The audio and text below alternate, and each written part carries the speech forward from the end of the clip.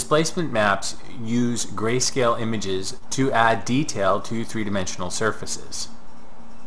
Before I get into showing you how I painted a displacement map image for this character, I want to just quickly go over the way Freeform Pro interprets an 8-bit image and a 16-bit image and what that means to you when making a character in After Effects. Freeform Pro is capable of fully integrating your objects with After Effects lights. That means that the lighting information, the coloring, the positioning, all of that is interpreted by Freeform Pro and applied to your objects. I'm just adding another spotlight here. I've enabled one point light, and as you can see, it's added some reflections to the character's face. And I'm just going to add a blue spotlight here to further show you how the displacement map and lighting is handled in Freeform Pro. So I'm just going to move this light and reposition it here. As you can see, I'm getting some nice little highlights happening on the character's face. Definitely not a good skin texture at the moment. Now here I'm going to zoom in, and this is the result of an 8-bit image being used as a displacement map. As you can see, there's this funny ridging happening all over the character's face. It almost looks like it's been made of wood. The reason this is happening is because an 8-bit image doesn't have enough data information to make perfectly smooth transitions between different shades of gray. So if you look here on this grayscale image, which is the actual displacement map that I'm using, you can see these bands of gray happening. This is the tonal steps between white and black. If you're using a 16-bit image, these ridges won't be present. The image fidelity will be greatly increased. So now if we look back at the character here, I've now applied a 16-bit image to this character, and now you can see that the reflections are smooth and the skin is smooth. He actually looks like he's made of glass instead of carved from wood. So I'm just going to adjust some of the lights here, and as you can see, the light interacts fully with the character's face. Another great thing you can do with Freeform Pro is you can actually modify the material attributes of the object that the effect is applied to. The material settings are very similar to the material settings in After Effects when an object is 3D enabled. Now currently I've just made a couple of adjustments to the shininess to make the skin look a little more skin-like and less glass. Another great feature of Freeform Pro is the ability to use reflection map on the object surface.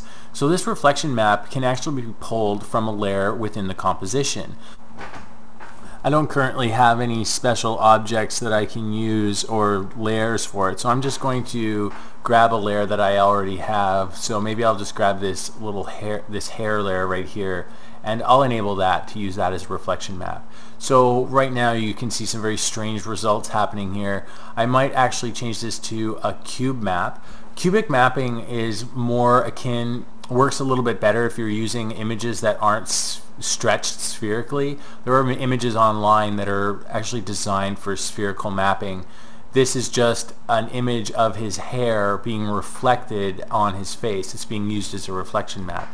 And you can get some really, really cool effects. Cubic mapping works really great if you are just going to use some standard image, or if you have a picture of foliage or a picture of a sky. Spherical mapping's a little better if you actually have one of those HDR wide panoramic images or a spherically mapped image. You can find them online. There's free ones all over the place. Alright, I'm just going to show you a quick comparison between an 8-bit image and 16-bit image just before we wrap up here. So this is the 8-bit image being used as a displacement map, and clearly you can see all of the artifacting that's happening because of the gradation between the shades. And now that's with a 16-bit image. So clearly a huge difference and really important to know. Alright, back to painting displacement maps. We have our character's face. Now I painted a displacement map on his face. In this displacement map, the thing that is closest or sticks out the most is his nose. So as you can see, it's the brightest white. Then his eyes sort of sink back, but then they pop out a little bit again, where the eyes come out, and then his chin and his mouth. And essentially what I did is, because I already painted him fairly dimensionally when I originally did him, all I did was grayscaled him, filtered, I did a Gaussian blur, blurred him right out, and then as you can see, the way we want it to work is that wherever there are high spots, we want them to be lighter, and where there's going to be low spots, we want them to be darker. So I want the area around the eyes to be lower, sunken in, and I want this to be higher, but I don't want this dark shadow thing underneath, because that will push the bottom of his nose way into his face. So I'm just going to go in here with a brush, select white, and I think I've got like 10% set. The other thing I could do is just alt-click on this gray here so I can erase this nose thing there. Okay, so now the nose will stick out a bit more. That's good. This indent here is probably fine, but it's probably a bit too aggressive, so I'll put this down to 1. I'll select this gray and smooth this out a little bit. We know that we want the cheeks to stick out a little more, like that's what cheeks do, is they're sort of raised off the face a little bit here as these cheekbones stick out. The other thing is that we don't want these eyebrows all sunken in, so we need to raise up around these eyebrows here. So where his eyebrows are, it's the bridge of his brows. We want that to stick out more, and including his forehead. So maybe let's turn off the hair shadows, and maybe we'll turn off all the other hair bits as well, just for now. Okay, so then you continue to paint. The mouth comes out a little bit. There's always that raised area of the mouth. The mouth sticks out quite a bit further than most other parts of the face. Let's get rid of any aggressive anomalies like this darkness here. We want to even this out. Bridge of the nose. This guy really doesn't have much of a bridge to his nose, so I'm not going to be too... I'd rather it just stick out, because it's not really meant to be a realistic face, just to give him some topology, really. So I'll paint that down. Okay, so the next thing I want to do is I actually want to paint some darkness, a lot more darkness around the edges to push the sides of his face back a little more. So I'm just going to paint around his face. And I'm going to try to make sure it's relatively equal. Oh, and here, the eyes. So you have the socket of the eyes where things sort of sink in a little bit. But the eyes themselves stick out a little bit, so I'm going to make that a bit smaller and make sure that the area around where the eyes are actually sticks out a bit. So they sink in, but then they also come out again. And their highest point is more in the center of the eye. Okay. So I think that's all right. Let's have a look at him. I'm going to pull this up here. So this area sticks out a little bit. You just kind of have to, you know, if you're a painter, you're going to have a sense of how the face works anyway.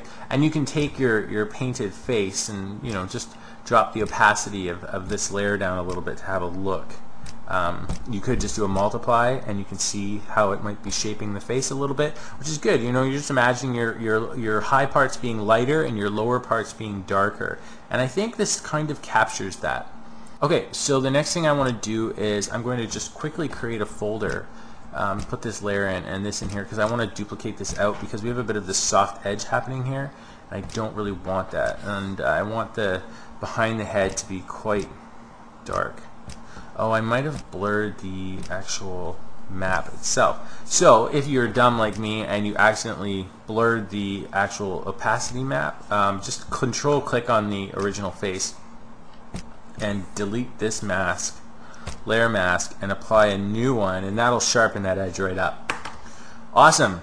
Merge this layer, apply this layer mask, face displace, there we go. Perfect. Now that the displacement image is done, I can either just save it into this original PSD file, which I'm using to build the head in, or I can copy that image and save it as a new file. In the next video, we'll look at taking the displacement map we just painted and applying it to the 3D mesh using Freeform Pro in After Effects.